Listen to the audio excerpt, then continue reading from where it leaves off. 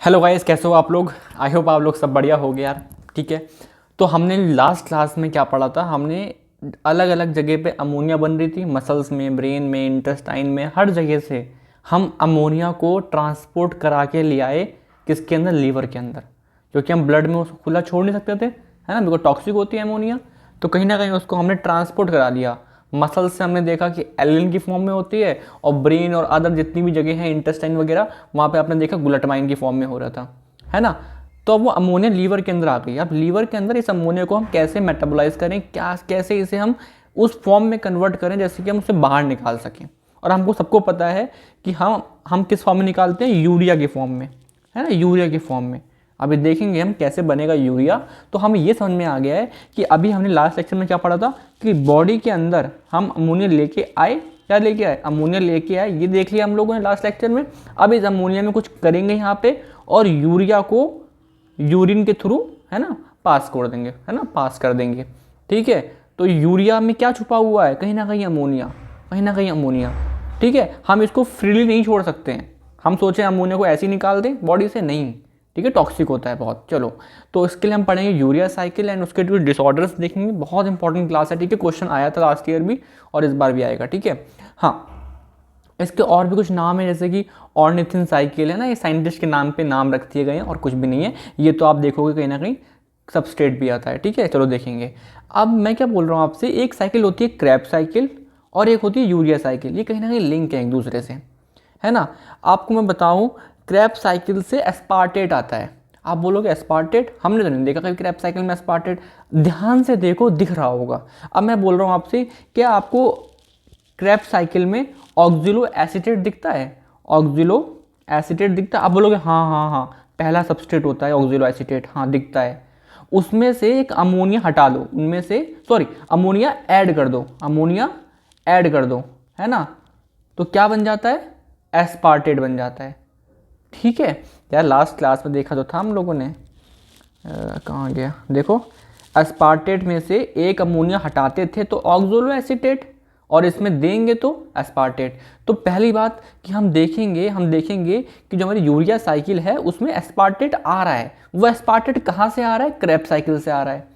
और क्या देखेंगे हम, यूरिया साइकिल से एक फ्यूमरेट निकल रहा है, वो क्रैब साइकिल में जा रहा है। तो कहीं ना कहीं यूरिया साइकिल और क्रैब साइकिल जुड़े आपस में लिंक है। ठीक है, अभी देखेंगे ढंग दोबारा से कैसे, है ना। सोर्स ऑफ देखो, अमोनिया फॉर्मूला क्या, सॉरी यूरिया का फॉर्मूला क्या होता है? NH2CONH2, है ना। मेरे सर ने बताया था नाच दो CO नाच दो। ठीक है, तो सिंपल। जो ये वाला N है, ये वाला जो चीज़ है, ये कहाँ से आया? अमोनिया से आया है। जो ये है वो CO2 से आया है, और ये वाला अमोनिया कहाँ से आया है? एस्पार्टेट से आया है। मैंने बताया था आपको, एस्पार्टेट कहाँ से आ रहा है? एस्पार्टेट TCA से आ रहा है। TCA में तो होता ही नहीं है यार, TCA में तो एस्पार्टेट होता ही नहीं है। अब मैं बोल रहा हूँ ध्यान से देखो, ऑक्सुलो एसीटेट होता है, उसमें एक अमोनिया दे दो तो क्या बन जाएगा? वो एस्पार्टेट। और एस्पार्टेट ने ये अमोनिया यहाँ पे दे दिया, ट्रांसफर कर दिया। समझ में आ रहा है क्या? समझ में आ रहा है क्या? सारा खेल तो अमोनिया का ही है ना यार, कैसे निकालें। तो ये कहाँ पर हो रहा है? यूरिया साइकिल कहाँ पर हो रही है? लीवर में हो रही है। ठीक है, चलिए, और हम देखेंगे कौन कौन से इसमें ऑर्गेनेल इन्वॉल्व है। तो साइटोप्लाज्म इन्वॉल्व रहता है, आपका माइटोकॉन्ड्रिया इन्वॉल्व रहता है। कैसे? Let's see. ठीक है, चलो, तो मैंने क्या बोला, हमारे पास स्टार्टिंग में CO2 आया, है ना, CO2 आया और वो अमोनिया से मिला। ठीक है, और उसने क्या बनाया? कार्बोमाइल फॉस्फेट, CP बोलूँगा आराम से इसको मैं। ठीक है, कार्बोमाइल फॉस्फेट। एंजाइम का नाम क्या है? कार्बोमाइल सिंथेटेज 1, है ना। ये बहुत इंपॉर्टेंट है बिकॉज सेकंड भी आता है। एक तो ये 1 है और ऐसे 2 भी होता है, जो हम बाद में कहीं पढ़ेंगे। यहाँ पे फन का ही रोल है जो माइटोकॉन्ड्रिया के अंदर होता है। सेकंड वाला साइटोप्लाज्म में होता है। अभी कंफ्यूज मत करना, ये आपका क्या है? ये आपका फर्स्ट है। ठीक है, यहाँ पे आपकी कहीं ना कहीं 2 ATP खर्च होती हैं, और आपको यहाँ पे एक चीज़ चाहिए होता है जो इस रिएक्शन को चाहिए ही चाहिए। अगर ये नहीं होगा तो रिएक्शन नहीं होगी। क्या? N acetyl glutamine. N next page में लिखा भी है मैंने साफ साफ। ठीक है, अभी आप देख लो बस कि पहला स्टेप में क्या हुआ, CO2 प्लस में अमोनिया। ये अमोनिया कहाँ से आई है यार? हम जानते हैं, ट्रांसपोर्ट ऑफ अमोनिया पूरा पढ़ा। क्या बन गया? Carbamoyl phosphate. ठीक है, अब क्या होता है, माइटोकॉन्ड्रिया के अंदर ऑर्निथिन होता है, उससे वो मिले, ये मिला और क्या बना लिया? सिट्रुलिन। 5 स्टेप में सिर्फ पहला स्टेप तो पढ़ लिया हमने। अब दूसरा पढ़ा रहा हूँ, सिर्फ 5 स्टेप पढ़ लो, याद कर लो, याद हो जाएगा, पहले समझ लो, ठीक है। तो कार्बोमाइल फॉस्फेट और ऑर्निथिन मिले क्या बना दिया, सिट्रुलिन बना दिया, ठीक है। क्या हुआ यहाँ पे, ऑर्निथिन ट्रांस कार्बोक्सिलेज एंजाइम का नाम। ये एंजाइम का नाम बहुत इंपॉर्टेंट है, ठीक है यार, है ना, सिट्रुलिन। अब ये सिट्रुलिन क्या करेगा, ये साइटोप्लाज्म में आएगा। तो जो पहला स्टेप था और दूसरा स्टेप था, पहला स्टेप प्लस दूसरा स्टेप कहाँ पे हो रहा है, माइटोकॉन्ड्रिया में हो रहा है, माइटोकॉन्ड्रिया में हो रहा है, ठीक है जी, ठीक है जी। अब क्या हुआ, जो दूसरे स्टेप में आपका सिट्रुलिन बना वो कहाँ निकल गया, साइटोप्लाज्म में आ गया। तो जो अब कहानी बताऊंगा वो कहाँ होगी, साइटोप्लाज्म में होगी, ठीक है। अब मैं क्या बोल रहा हूँ, माइटोकॉन्ड्रिया के अंदर टीसीए चल रहा होता है, टीसीए चल रहा होता है। टीसीए के अंदर ऑक्सिलो एसीटेट होता है क्या, आप बोलोगे होता है। और उससे क्या बना सकते हैं हम, अमोनिया, क्या बना सकते हैं, एस्पार्टेट। एक अमोनिया ऐड कर दो तो क्या बन गया, एस्पार्टेट। अब ये एस्पार्टेट भी बाहर निकलता है, ठीक है, ये एस्पार्टेट एक पंप की थ्रू सही बाहर निकलता है, ठीक है। कहाँ पे, साइटोप्लाज्म में आ गया। अब ये सिट्रुलिन और एस्पार्टेट मिले तो क्या बना लिया, अर्जिनोसक्सिनेट, है ना, अर्जिनोसक्सिनेट। और कौन सा एंजाइम होगा सोचो, अर्जिनोसक्सिनेट सिंथेटेज। 2-3 बार लिखोगे याद हो जाएगा, ठीक है। अभी आपको पहली बार में याद नहीं करना है, पहले आपको समझना है कहाँ तक लिमिट्स हैं, समझिए समझिए समझिए, एंड दोबारा आएंगे तो आपको याद भी हो जाएगा, ठीक है। तो क्या बोला मैंने आपको, अर्जिनोसक्सिनेट सिंथेटेज, ठीक है। अब यहाँ पे हुआ क्या, मेरी बात समझना, यहाँ पे हुआ क्या, यहाँ पे आपकी एनर्जी खर्च हुई, क्या, एटीपी से क्या बना, एक एटीपी से एक एएमपी। आप बोलोगे कितनी एटीपी खर्च हुई, मैंने बोला एक एटीपी खर्च हुई है। अगर मैं आपसे पूछूं क्या एक एटीपी सच में खर्च हुई है, कितने फॉस्फेट निकले सोचो, एक एटीपी से में से मोनो, यहाँ पे 3 थे, यहाँ पे 1 बचा, कितने फॉस्फेट निकल गए, आप बोलोगे 2 फॉस्फेट निकल गए। यानी कहने को वो एक एटीपी है, लेकिन एनर्जी कितनी मिली यहाँ से, 2 एटीपी के बराबर। नेक्स्ट पेज में डिस्कस करेंगे इसको और अच्छे से, ठीक है। तो थर्ड स्टेप पढ़ लिया हमने, है ना, क्या यहाँ पे अर्जिनोसक्सिनेट सिंथेटेज आया, एस्पार्टेट जो कहाँ से आ रहा था, टीसीए से आ रहा था, है ना, और सिट्रुलिन से मिला, अर्जिनोसक्सिनेट बन गया, ठीक है। थोड़ा शोर आ रहा होगा हल्का सा बाहर से, बट हम लोग पढ़ेंगे, ठीक है। अब क्या होगा, अब ये अर्जिनोसक्सिनेट तोड़ेंगे और यहाँ से बाहर निकलेगा फ्यूमरेट, और ये फ्यूमरेट कहाँ जाएगा, टीसीए में। याद करो, स्टार्टिंग में मैंने बताया था फ्यूमरेट से मैलेट बनाते हैं ना। चलो कहाँ थे, नहीं यहाँ नहीं बताया होगा, यहाँ बताया होगा, एक मिनट, हाँ देखो, एस्पार्टेट यहाँ पे आ गया और फ्यूमरेट यहाँ से यहाँ निकला, ठीक है। यार कोई आ गया था, एकदम बंद करनी पड़ी वीडियो, ठीक है। कहाँ पे था मैं भूल गया। तो यहीं पे होगा कहीं ना कहीं कि क्रेब्स साइकिल से एस्पार्टेट कंट्रीब्यूट कर रहा है और यहाँ से हम फ्यूमरेट, तो दोनों के बीच में रिलेशन है, यूरिया साइकिल और क्रेब्स साइकिल, ठीक है, ठीक है। तो थर्ड स्टेप हो गया, कहाँ पे थे, थर्ड स्टेप, हाँ थर्ड स्टेप हो गया, क्या बन गया, अर्जिनोसक्सिनेट। अब ये तोड़ेंगे और यहाँ से फ्यूमरेट निकल गया था, क्या बन गया, अर्जिनिन बन गया, ठीक है। तोड़ने वाले का नाम लाइएज, ठीक है। अब क्या होगा, अर्जिनिन से वापस से मैं क्या बनाऊंगा, ऑर्निथिन। तो फोर्थ स्टेप पढ़ लिया हम लोगों ने, क्या, तोड़ने वाला, ठीक है। और लास्ट स्टेप में क्या होगा, हम लोगों ने क्या करा, अर्जिनिन डाला और अर्जिनिन से हमने ऑर्निथिन वापस से बना लिया।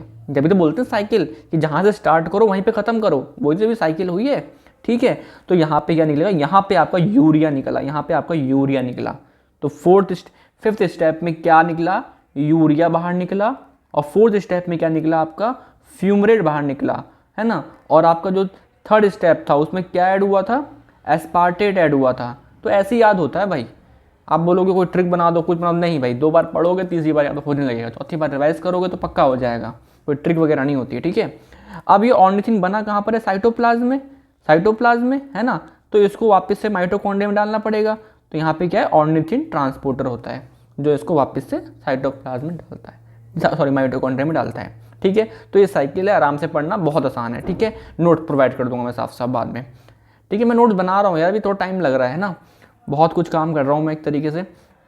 तो हैंड नोट्स भी बनाऊंगा, प्रिंटेड नोट्स भी बनाऊंगा, ठीक है, सब कुछ मिलेगा, लेकिन थोड़ा आराम से। हाँ, तो ये जो CPS1 स्टार्टिंग वाला एंजाइम था, कार्बोमाइल सिंथेटेज वाला जो एंजाइम था 1 वाला, वो आपका रेट लिमिटिंग स्टेप है, पहला वाला, देखो ये वाला है ना। अब क्या हुआ, यहाँ पे आपको देख रहे 2 ATP इस्तेमाल हो रही हैं, यार देखो 2 ATP इस्तेमाल हो रही हैं, ठीक है, लिख दिया हमने 2 ATP इस्तेमाल हो रही है। और यहाँ पे मैंने बताया था NAG, N acetyl glutamate is a obligate, मतलब चाहिए तो चाहिए, अगर ये नहीं तो हम नहीं, ऑब्लिगेट है, मतलब चाहिए, एलोस्टेट एक्टिवेटर है ना, चाहिए, मतलब अगर वो नहीं होगा तो एंजाइम काम नहीं कर पाएगा।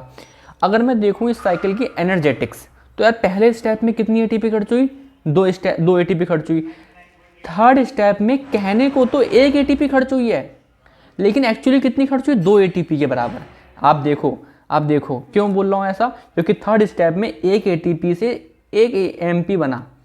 कहने को तो 1 एटीपी खर्च हुई है भाई, लेकिन 2 बन गए ना। नॉर्मली क्या होता है, 1 एटीपी से 1 एडीपी बनता है ना, बट यहाँ पे एक एएमपी बन गया, एक और फॉस्फेट निकाल लिया, तो दो के इक्विवेलेंट हो गया, है ना। तो यहाँ पे डायरेक्टली हम बोलेंगे 3 एटीपी यूज हुई है, लेकिन कहीं ना कहीं 4 एटीपी इक्विवेलेंट, अगर हम एनर्जी के बेसिस पे देखेंगे तो 4 एटीपी के बराबर एनर्जी खर्च हुई है, ठीक है। अब देखते हैं यूरिया साइकिल डिसऑर्डर। क्या मेटाबॉलिज्म के दौरान कुछ एंजाइम्स की म्यूटेशन होने की वजह से, कुछ एंजाइम्स ना होने की वजह से कुछ सिम्टम्स आते हैं। सिम्टम्स कहने सिंपल सी बात है कि अमोनिया का क्या नहीं हो पाएगा ढंग से, वो बाहर नहीं निकल पाएगा, है ना, अमोनिया की टॉक्सिसिटी हो जाएगी, है ना। चलो देखते हैं। तो अगर पहला एंजाइम नहीं है, पहली बात तो आपको ये यूरिया साइकिल आनी चाहिए, हर एक का एंजाइम पता होना चाहिए, कोई बड़ी बात नहीं है ना। चलिए अब यहाँ पे इसके देखते हैं, पहला वाला एंजाइम अगर नहीं है, कलर चेंज करते हैं, ये एंजाइम नहीं है तो होगा हाइपर अमोनिया। बिल्कुल सही बात है यार, हाइपर अमोनिया क्यों, ये स्टेप नहीं हो पाएगा, अमोनिया बढ़ जाएगा, type one hyper ammonia type 1। और दूसरा एंजाइम नहीं है तो हाइपर अमोनिया टाइप 2। बहुत आसान है नाम डिसीज के, ठीक है। अब मैंने बोला तीसरा एंजाइम नहीं है जो सिट्रुलिन को कन्वर्ट करता था आर्जिनो सक्सिनेट में, तो क्या बीमारी हो जाएगी बताओ, सिट्रुलीमिया, सिट्रुलिन बढ़ जाएगा, है ना, सिट्रुलीमिया, ठीक है। अब मैंने बोला आर्जिनो सक्सिनेट लाइज नहीं है, मतलब क्या नहीं हो रहा, ये टूट नहीं पा रहा, ये स्टेप नहीं हो पा रहा, तो क्या होगा, आर्जिनो सक्सिनिक एसिडूरिया, मतलब ये बढ़ गया इसका लेवल, ठीक है। बीमारी सिंपल सी है यार, जो भी आपका प्रोडक्ट होगा वो बढ़ेगा, उसके नाम बीमारी बना दी गई है। लास्ट में दिखा दूंगा एक चार्ट बना के, ठीक है। अभी देखो अर्जिनेज नहीं है तो अर्जिनिन कन्वर्ट नहीं हो पाएगा, बीमारी का नाम क्या होगा, अर्जिनीमिया, ठीक है। अब एक लास्ट बट बहुत इंपॉर्टेंट है कि ये आपका ट्रांसपोर्टर खराब हो गया, मतलब जो ऑर्निथिन बना साइटोप्लाज्म में था, जाना माइटोकॉन्ड्रिया का नहीं हो पा रहा, तो हम उसको बोलते हैं triple H syndrome, ornithine syndrome, मतलब ऑर्निथिन ट्रांसपोर्टर आपका नहीं है तो ट्रांसपोर्ट ट्रिपल एच सिंड्रोम बोलते हैं उसको, ठीक है। जीन की म्यूटेशन की वजह से होता है, ठीक है। अभी देखेंगे तो यहाँ पे सिंपल सी बात है कि हाइपर अमोनिया टाइप 1 किस एंजाइम की डिफिशियंसी से हो रहा है, CPS1। ये OTC की फुल फॉर्म बताओ, ऑर्निथिन ट्रांस कार्बोक्सिलेज, ठीक है ना, ये वाला यार, ये वाला, ठीक है। ऐसे ही मैंने हर किसी का लिखा हुआ है, ठीक है। ये बीमारी का नाम है, ये एंजाइम का नाम है, ये बीमारी का नाम है, ये एंजाइम का नाम है, ठीक है। HH सिंड्रोम किस वजह से होता है, एंजाइम नहीं होता क्या, नहीं, एंजाइम को दिक्कत ही नहीं, यहाँ पे क्या है, जो आपका वो ट्रांसपोर्टर था, ऑर्निथिन ट्रांसपोर्टर था, वही खराब हो गया, जीन डिफेक्ट हो गया, ठीक है। अब यहाँ पे क्या होगा, अगर मैं बोलूँ आपसे कि हाइपर अमोनिया टाइप 1 और टाइप 2, है ना, यहाँ पे क्या हो रहा है, ये स्टेप नहीं हो पा रहा, तो अमोनिया बढ़ जाएगा, हाँ बढ़ जाएगा, तो लिख दो, पहले वाले में अमोनिया बढ़ जाएगा।